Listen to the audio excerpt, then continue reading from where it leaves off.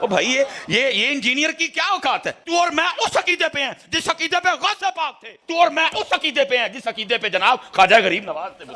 وہ کہتے ہیں کہ انجینئر کی کیا اوقات ہے، ہم تو غوث پاک کے عقیدے کے اوپر ہیں۔ یعنی شیخ عبد القادر جیلانی المتوفی 561 ہجری، وہ اپنی عوام کو یہ بتا رہے ہیں کہ بھئی انجینئر کی کیا اوقات ہے، ہمارے تو عقیدے وہ ہیں جو شیخ عبد القادر جیلانی کے عقیدے ہیں۔ تو معذرت کے ساتھ اس سے بڑا کوئی بلنڈر ہی نہیں ہے۔ تمہارا شیخ عبد القادر جیلانی کے ساتھ کیا لینا دینا؟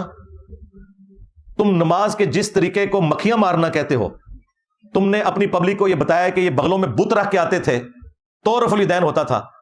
جس شیخ عبد القادر جیلانی رحمۃ اللہ علیہ کے نام کے اوپر تم چندے اکٹھے کرتے ہو، 11ویں پکا پکا کے کھاتے ہو، کبھی اس 11ویں کے اوپر تمہاری جرت نہیں ہے کہ اس کی کتاب غنیت الطالبین سے نماز کا طریقہ بتا سکو۔ اس میں وہی طریقہ لکھا ہوا ہے جو بخاری اور مسلم میں ہے، رکوع میں جاتے وقت اور رکوع سے اٹھتے وقت رفع الیدین کے ساتھ نماز پڑھنا۔ تو تم غوث پاک کے عقیدے پہ کہاں سے آگے بھائی؟ اسی کتاب غنیت الطالبین میں تمہارے غوث پاک نے اور ہمارے عبد القادر جیلانی رحمۃ اللہ علیہ نے تم حنفیوں کو گمراہ جہنمی فرقہ لکھا ہے۔ ہاں، کتنی مزے کی بات ہے۔ اور اس سے زیادہ تکلیف دہ چیز انہوں نے لکھا ہے کہ اہل حدیث اصل میں اہل سنت ہے۔ چلو 2 چھکے مار کے گئے تو اور یہ چھاپی بھی ہے خود بریلویوں نے۔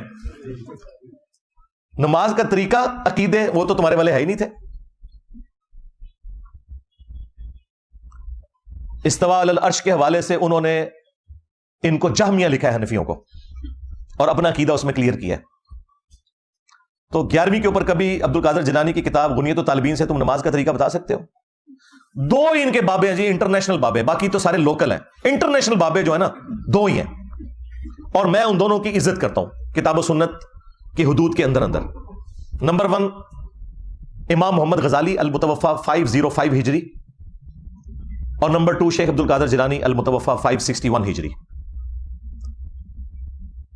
اور مزے کی بات، امام غزالی نے اپنی کتاب کیمیائے سعادت میں اور شیخ عبد القادر جیلانی نے اپنی کتاب غنیت الطالبین میں نماز کا وہی طریقہ لکھا ہے جو بخاری اور مسلم میں ہے، رکوع میں جاتے وقت اور رکوع سے اٹھتے وقت رفع الیدین کر کے نماز پڑھنا۔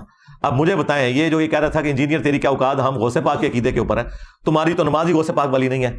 اور اگر تم یہ کہتے ہو کہ نہیں وہ تو حنبلی تھے، تو یہ بھی جھوٹ ہے، انہوں نے کہیں نہیں لکھا کہ میں حنبلی ہوں۔ اور دوسری بات، تمہارا پیران پیر تو حنبلی ہے، تو تم حنفی کیوں ہو؟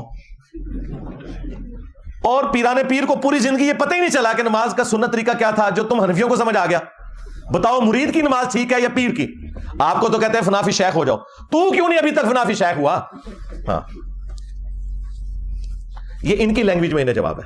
ہم تو فنافی شیخ ہیں، ہمارے شیخ تو وہ ہیں جن کی قبر مدینے میں صلی اللہ علیہ وآلہ وسلم، جو ہمارے باپ بھی ہیں روحانی طور پہ۔ النبی اولا بالمؤمنین من انفسہم وازواجہ امہاتہم، نبی مومنین کی جانوں پر ان سے بڑھ کر حق رکھتے ہیں، اور نبی کی بیویاں امت کی مائیں ہیں۔